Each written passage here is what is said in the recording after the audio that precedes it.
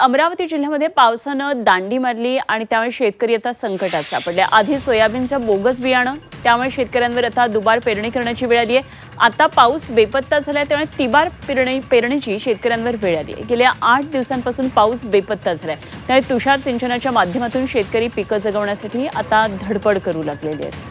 सध्या पावसानं चांगलीच ओढ दिलेली आहे। अमरावती जिल्ह्यामधल्या पिकांची ही स्थिती आहे, शेतातली ही स्थिती आहे।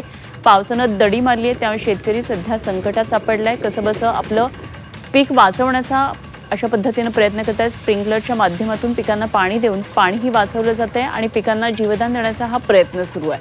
गेल्या 8 दिवसांपासून पाऊस गायब झालाय आणि त्यामुळे अशा प्रकारे शेतकरी पिकं जगवण्याची धडपड करत आहेत। आम्ही हुतुतू बुस्टर या कंपनीचं बियाणं पेरलेलं होतं, ते काही निघालेलं नाही। 10-12% निघाले आहे।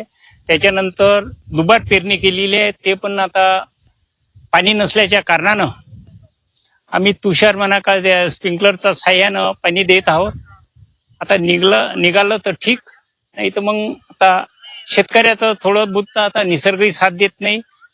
सरकारले तर म्हणता येणार नाही, कारण का सरकारचा काही दोष नाही त्याच्यात।